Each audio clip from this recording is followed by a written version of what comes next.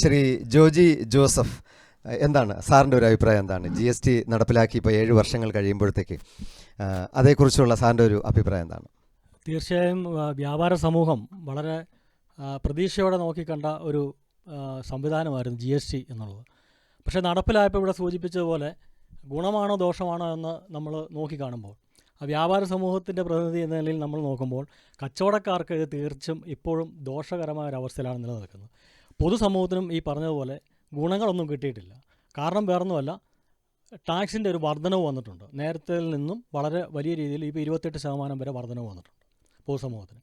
കച്ചവടക്കാരെ സംബന്ധിച്ച് ഇത് ഇംപ്ലിമെൻ്റായി ആ തുടക്കത്തിൽ ഇപ്പം 2017-18 കാലഘട്ടത്തിൽ ഇതിൻ്റെ പൂർണ്ണമായ സാങ്കേതിക പരിജ്ഞാനമില്ലാതെ ഇത് കൈകാര്യം ചെയ്യേണ്ടി വന്നിട്ടുള്ള ക്ലറിക്കൽ മിസ്റ്റേക്കുകൾ, അതുപോലെ ചെറിയ പിഴവുകൾ വരെ അത് ദൂരീകരിക്കാമെന്നും അത്തരം കേസുകൾ ഇല്ലാതാക്കാമെന്നും സംസ്ഥാന ഗവൺമെൻറ്റും ബന്ധപ്പെട്ട GST കൗൺസിലിലെ ആളുകളുമെല്ലാം വിവിധ വ്യാപാര സംഘടനകളോട് നൽകിയിട്ടുള്ള ഉറപ്പ് ഇതുവരെ പാലിക്കപ്പെട്ടിട്ടില്ല.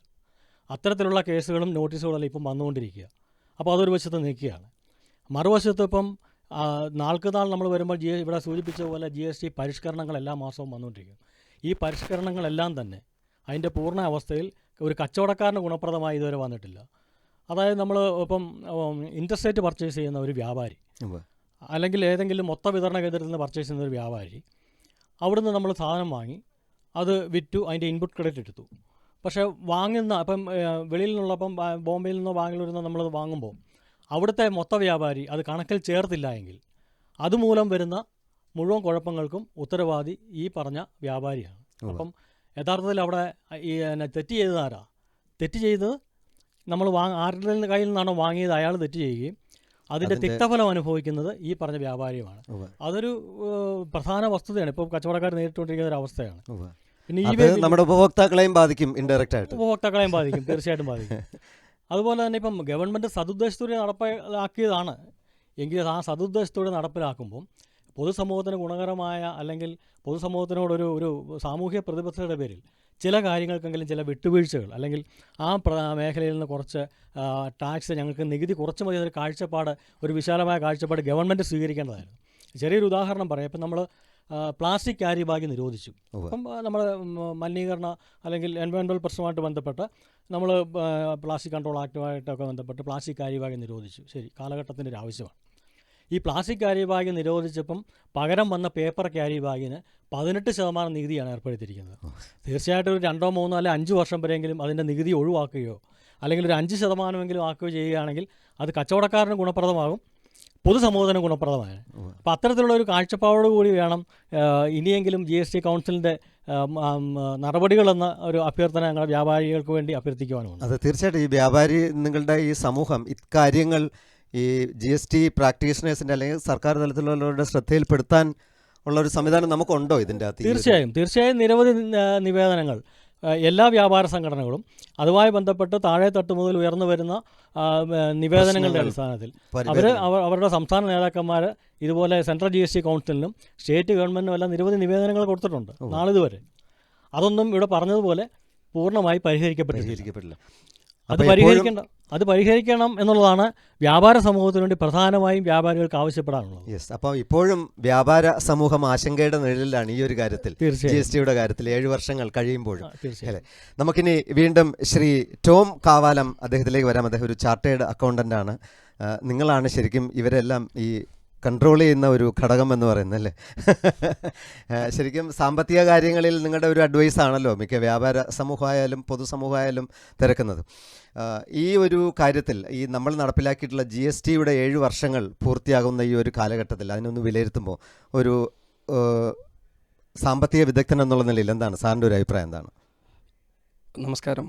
ഇതിനെപ്പറ്റി ഈ GSTനെ പറ്റി പറഞ്ഞു വരുമ്പോഴത്തേക്കും 2017 ആദ്യമായി GST ഇൻട്രൊഡ്യൂസ് ചെയ്ത സമയം, അത് ഞാനിപ്പോൾ ആലോചിക്കുമ്പോൾ പോലും അതൊരു ഞെട്ടലായിരുന്നു. കാരണം ഇത് ഇപ്പോൾ GST ഇംപ്ലിമെൻറ്റഡ് ആകും എന്ന് പറയുന്നുണ്ടെങ്കിലും നമ്മുടെ എല്ലാവരുടെയും, അതും കച്ചവടക്കാരുടെ ആണെങ്കിലും ഞങ്ങളെപ്പോലുള്ള പ്രാക്ടീഷണേഴ്സിൻ്റെയും അക്കൗണ്ടൻസിൻ്റെയൊക്കെ മനസ്സിലാണെങ്കിലും ഇത് നീണ്ടുപോകും. ഒരു 6 മാസം കൂടെ നീളും, അല്ലെങ്കിൽ ഇനി 1 വർഷം കൂടെ നീളും. നമ്മളെല്ലാവരും എഡ്യൂക്കേറ്റ് ചെയ്യും. ഇതെങ്ങനെ ഇത് പ്രാവർത്തികമാക്കുന്നത് എങ്ങനെയായിരിക്കണം പ്രാക്ടിക്കലി കൊണ്ടുവന്നതെന്നുള്ളത് എഡ്യൂക്കേഷൻ കിട്ടും എന്നൊക്കെയാണ് വിചാരിച്ചിരുന്നത്. പക്ഷേ പെട്ടെന്ന് ഈ പറഞ്ഞ പോലെ വളരെ പെട്ടെന്ന് ഈ ദിവസം തൊട്ട് നമ്മൾ എന്തായാലും GST ഇംപ്ലിമെൻറ്റ് ചെയ്യുകയാണെന്നുള്ള ഉറച്ച തീരുമാനം ഗവൺമെൻറ് എടുത്തത് എനിക്ക് തോന്നുന്നു എല്ലാവരെയും കച്ചവടക്കാരെ തൊട്ട് കൺസ്യൂമേഴ്സിനെ വരെ ഞെട്ടിച്ച ഒരു കാര്യം തന്നെയാണ്. അപ്പോൾ ആ സമയത്ത് പ്രാക്ടീസ് ചെയ്തുകൊണ്ടിരുന്ന ഞങ്ങളെപ്പോലുള്ള ചാർട്ടേഡ് അക്കൗണ്ടൻസും വിനോദ് സാറിനെ പോലുള്ള പ്രാക്ടീഷണേഴ്സും ഇവരെല്ലാം വിചാരിച്ചു ഇത് എങ്ങനെ ഇത് ഇംപ്ലിമെൻറ്റ് ചെയ്യുന്നു, ഇതിനെപ്പറ്റി നമുക്ക് കൂടുതൽ ഇൻഫർമേഷൻ ഇല്ലല്ലോ എന്നുള്ളതായിരുന്നു. ഇതേക്കുറിച്ച് നമ്മൾ ഗവൺമെൻറ് തലത്തിൽ അന്വേഷിക്കുമ്പോഴും അവർക്കും ഇതിനെപ്പറ്റിയുള്ള മൊത്തമായിട്ടുള്ളൊരു എഡ്യൂക്കേഷൻ കൊടുത്ത് തീർന്നിട്ടല്ല ഇതിൻ്റെ ഒരു ഇംപ്ലിമെൻറ്റേഷൻ സ്റ്റാർട്ട് ചെയ്തത്. അതുകൊണ്ടാണ് നമ്മളിപ്പോൾ ഇവിടെ സംസാരിച്ച എല്ലാ പ്രശ്നങ്ങളും ഉടലെടുത്തതിൻ്റെ ഒരു മെയിൻ റീസൺ. തീർച്ചയായിട്ടും അത് അതാണ് ഇതിപ്പം 1 വർഷത്തിനുള്ളിൽ പരിഹാരം ഉണ്ടാവും നമ്മൾ പ്രതീക്ഷിച്ചു, 1.5 വർഷത്തിനുള്ളിൽ പരിഹാരം ഉണ്ടാവും, 7 വർഷമായിട്ടും ഇതുവരെയായിട്ടും ചെയ്ത സ്റ്റേജിൽ നിൽക്കുന്നു എന്ന് പറയുമ്പോഴത്തേക്ക് അത് തന്നെ അതിന്റെ ഏറ്റവും വലിയ പരിമിതി. അതാണ് അതിന്റെ പരിമിതി. അല്ലാതെ GST എന്നുള്ളൊരു കോൺസെപ്റ്റ് ആസ് എ കോൺസെപ്റ്റ് ഭയങ്കര നല്ലൊരു കോൺസെപ്റ്റാണ്. അതുകൊണ്ട് എല്ലാവർക്കും ഗുണമുണ്ടായേനെ. പക്ഷേ അതിവിടെ ഇംപ്ലിമെൻറ്റ് ചെയ്ത് വന്നതും അതിൻ്റെ ഒരു കാലതാമസവും ഒക്കെ കാരണം എല്ലാവർക്കും അത് ഗുണത്തിന് പകരം ദോഷം ചെയ്ത പോലെയാണ്. ശരിക്കും ചാർട്ടേഡ് അക്കൗണ്ടന്റ് എന്നുള്ള നിലയിൽ നിങ്ങളുടെ ഒരു സെക്ടർ ഉണ്ടല്ലോ, നേരിടുന്ന ഒരു പ്രധാന പ്രശ്നം എന്താണ് GST ഇംപ്ലിമെൻറ്റേഷനിൽ ഇപ്പോൾ വ്യാപാരികളുമായിട്ട് ബന്ധപ്പെടുമ്പോൾ?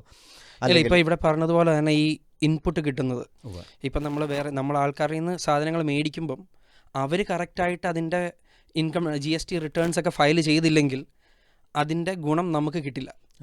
അപ്പം അങ്ങനെ കിട്ടാതെ വരുമ്പം നമ്മളെ ആണ് ഗവൺമെൻറ് പീനലൈസ് ചെയ്യുന്നത്, അല്ലെങ്കിൽ GST നമ്മുടെ കയ്യിൽ നിന്നാണ് കാശ് മേടിക്കുന്നത്. അല്ലാതെ അവർ ചെയ്ത തെറ്റിനും കൂടെ നമ്മൾ ശിക്ഷിക്കപ്പെടുന്ന ഒരവസ്ഥ എത്തുന്നത് വളരെ നിങ്ങളാണ് അതിൻ്റെ ഓതറൈസ്ഡ് ഏജൻസി എന്ന് പറയുന്നത്. അല്ല, ഇതിൻ്റെ പ്രശ്നം എന്താണെന്ന് വെച്ചാൽ ഈ കച്ചവടക്കാർ നമ്മുടെ അടുത്ത് വന്നിട്ട് സാർ ഇത് ഞാൻ എല്ലാം ചെയ്തിട്ടുണ്ട്, ഞാൻ GST കറക്റ്റ് ആൾക്കാർക്ക് കൊടുത്തിട്ടുമുണ്ട്, എന്നിട്ടും എന്തുകൊണ്ട് എനിക്ക് അതിൻ്റെ ബെനിഫിറ്റ് കിട്ടുന്നില്ല എന്ന് പറയുമ്പോൾ നമുക്കൊന്നും പറയാനില്ല.